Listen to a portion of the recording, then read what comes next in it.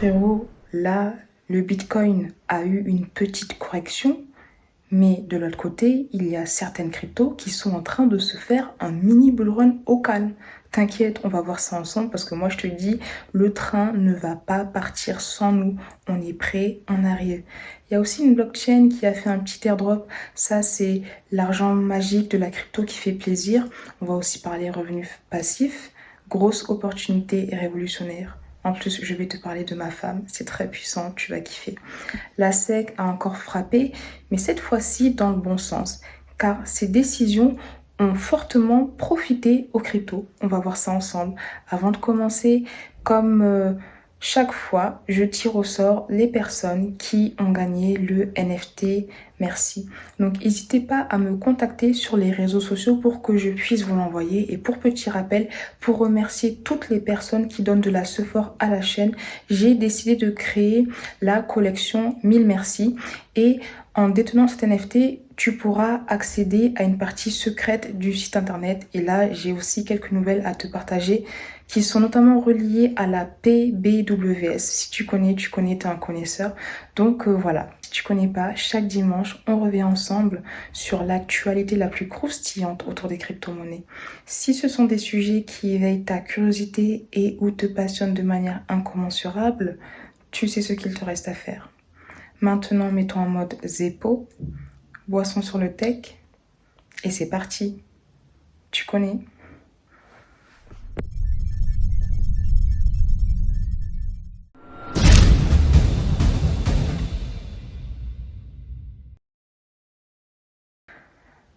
Est-ce que tu as reçu l'airdrop? Non, parce que là, bonne nouvelle, hein. La blockchain Optimism, elle a rincé ses utilisateurs. À titre perso, je ne suis pas dessus, mais en fait, si tu utilises Optimism, il est fort probable que tu aies reçu DOP en cadeau. En fait, pour être éligible à cet airdrop, il fallait déléguer les pouvoirs de vote de COP et il fallait avoir dépensé plus de 6,10 dollars en gaz depuis le 25 mars 2022. Et ça correspond à peu près au coût moyen d'une transaction sur Ethereum. Et c'est très intéressant de voir que même pendant le bear market, il y a des projets crypto qui décident comme ça d'airdropper leurs utilisateurs.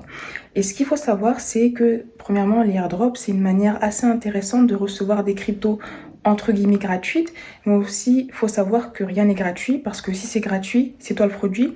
Mais je vais quand même te partager 3 différents types d'airdrops qui peuvent être assez intéressants si tu recherches à gagner tes premières cryptos gratuitement. Premièrement, il y a les airdrops où un projet va te demander de faire plusieurs actions comme le suivre sur les réseaux sociaux.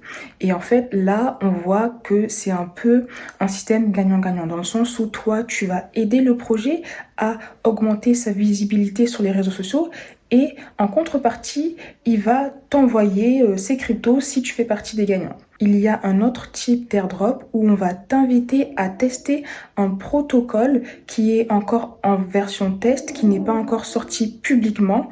Et le but, ça va permettre aux créateurs du projet de voir si le protocole fonctionne correctement ou déceler certains bugs que les testeurs pourront leur faire parvenir. Et suite à cela, ils pourront les corriger avant la sortie officielle. Et dans ce cadre-là, ce que tu fais, c'est que tu testes le protocole et à sa sortie officielle, pour te remercier, le projet peut te airdropper les tokens qui sont reliés à son protocole. Donc là, on voit que même si, entre guillemets, c'est gratuit, tu fournis un certain effort et c'est normal d'être récompensé pour l'effort que tu as fourni. Et il y a l'autre airdrop qui s'inscrit un peu dans l'airdrop d'optimisme où on va tout simplement te remercier d'avoir utilisé le projet. Et là, c'est aussi pour t'inciter à utiliser le projet davantage. Et ce qui est assez intéressant avec ces airdrops, c'est que parfois ils sont imprévisibles. Tu ne sais pas à l'avance quelles sont les conditions pour obtenir un airdrop.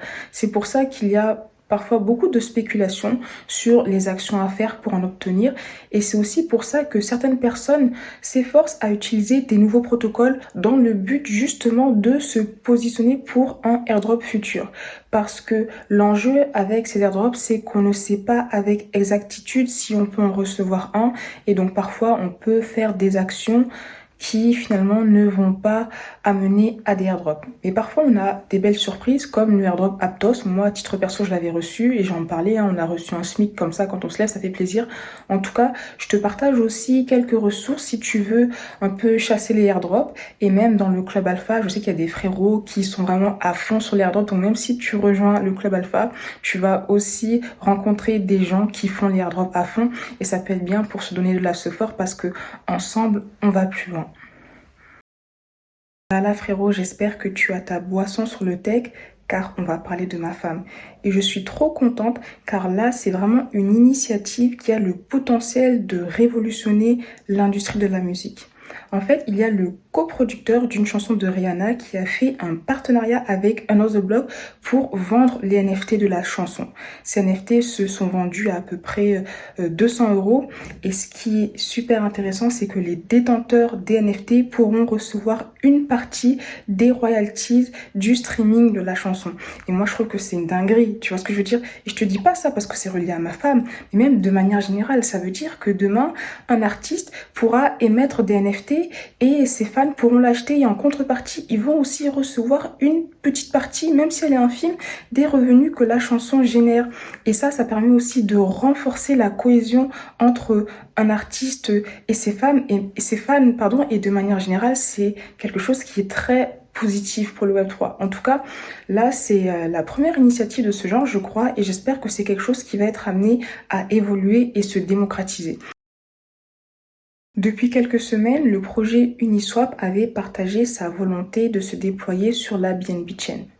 Suite à cela, ils avaient soumis cette décision au vote des membres de la DAO. La décision avait été négative, mais on s'était rendu compte qu'il y avait un peu de la manipulation parce qu'il y avait A16Z qui possédait une grande partie des tokens. Il faut savoir que plus tu possèdes les tokens reliés à une DAO, plus ton pouvoir de décision est élevé. Et dans ce cadre-là, ils ont pu, entre guillemets, contrôler le vote et faire que la décision ne passe pas. Bon, c'est un peu un mini scandale qui a éclaté. Donc, ils ont remis en place ce vote et là, il s'avère que ça va se faire en fait. Donc, Uniswap va se déployer sur la BNB Chain.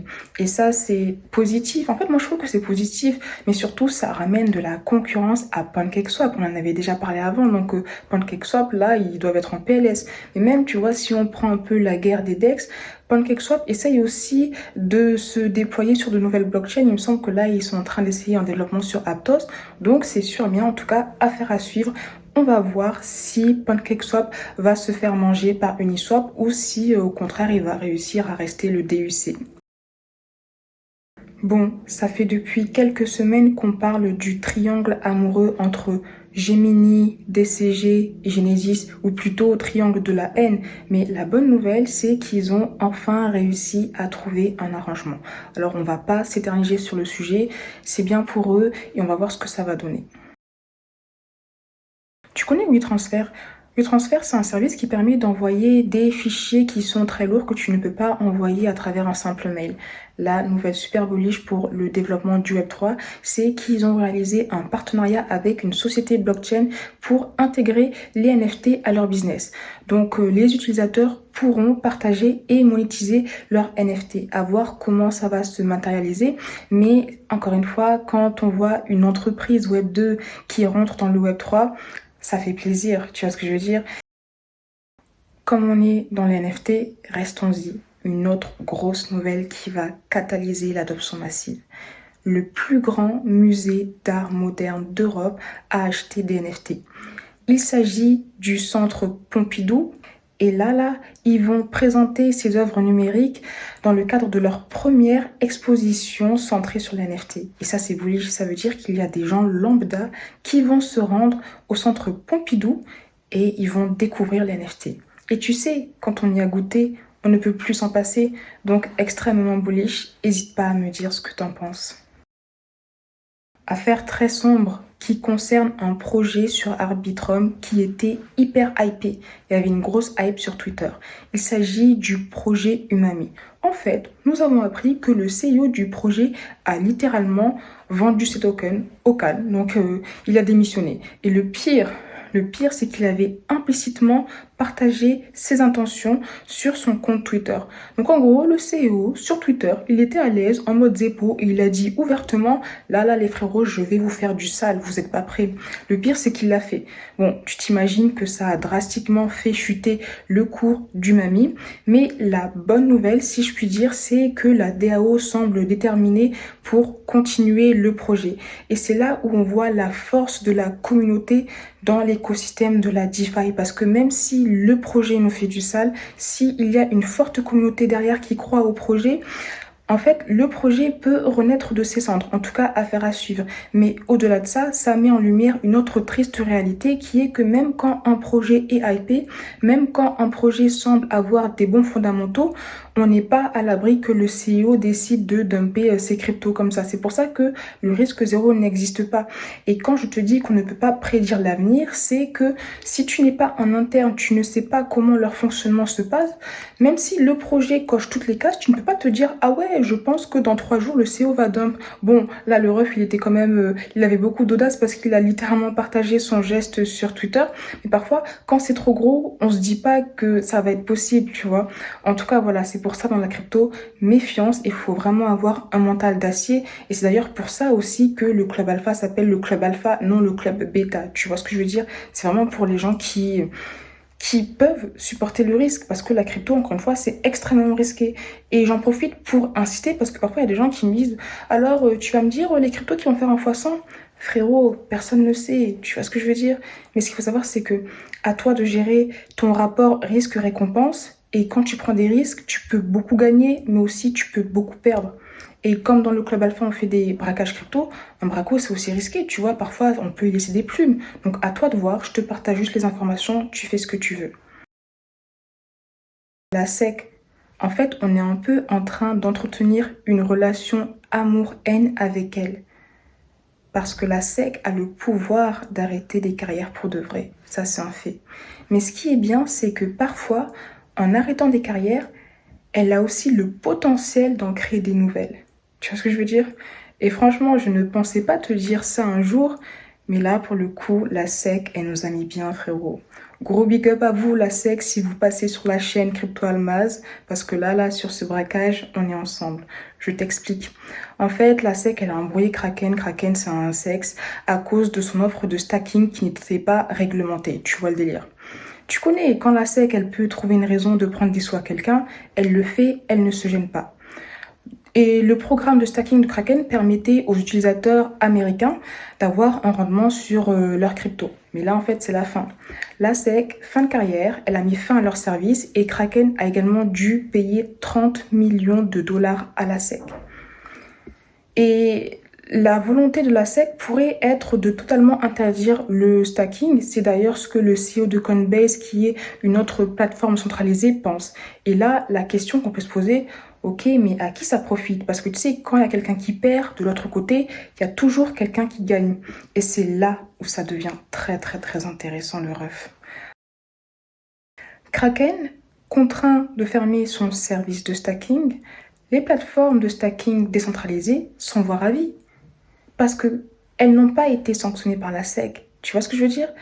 Et donc, les personnes qui ne peuvent plus stacker sur un sexe Kraken, elles vont potentiellement se diriger vers des alternatives décentralisées et staker leur crypto sur des protocoles DeFi. Tu vois ce que je veux dire? Et là, c'est ce que je te dis, mais ça se voit également dans la réaction du marché quant aux cryptos reliés à ces plateformes-là. Parce que alors que les grosses cryptos du top 100 étaient en train de retracer, afficher une baisse sur 7 jours jusqu'à presque 8% pour certaines cryptos comme l'Ether, de l'autre côté, quand on se concentre sur des cryptos reliés à la narrative du LSD, LSD c'est Liquid Stacking Derivative, hein, c'est pas des bails chelous, tu vois ce que je veux dire? Mais on voit que ces cryptos sont en hausse et il y en a même certaines qui affichent une croissance de 40%. Tu vois ce que je veux dire? C'est-à-dire que parfois, même dans le bear market, il y a des sous-secteurs qui sont en bull run et c'est aussi parfois relié à certaines crypto-news parce qu'on peut voir que les décisions de la SEC, les nouvelles cryptos, peuvent avoir un fort impact sur l'évolution des marchés.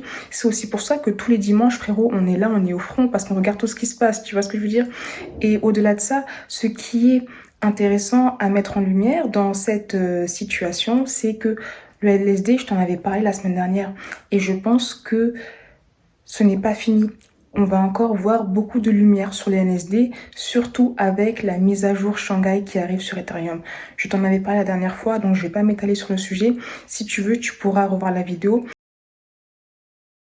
Et là, j'ai encore trop de trucs à te dire, mais quand je me suis imposée à faire des vidéos plus courtes, je vais m'arrêter là, mais il faut absolument que tu regardes la deuxième partie de la vidéo parce que je vais te partager des choses qui se passent sur les stablecoins. Et là, franchement, frérot, je peux pas trop en parler, mais ne rate pas cette vidéo parce que tu vas être choqué. Même moi, j'étais choquée. C'est tout pour moi. Merci encore pour ton temps. N'hésite pas à partager tes retours en commentaire et tu sais qu'à chaque nouvelle vidéo, je tire au sort des personnes qui vont avoir accès à un accès secret sur le site. Si ce n'est pas encore fait, tu peux mettre un petit pouce j'aime pour donner de la support, t'abonner à la chaîne et comme je t'ai dit, la partie 2 frérot, faut absolument que tu la regardes parce que là, on va dénoncer des grosses dingueries, encore pire que ce que je t'ai dit aujourd'hui. C'est tout pour moi. Allez, à très très vite frérot.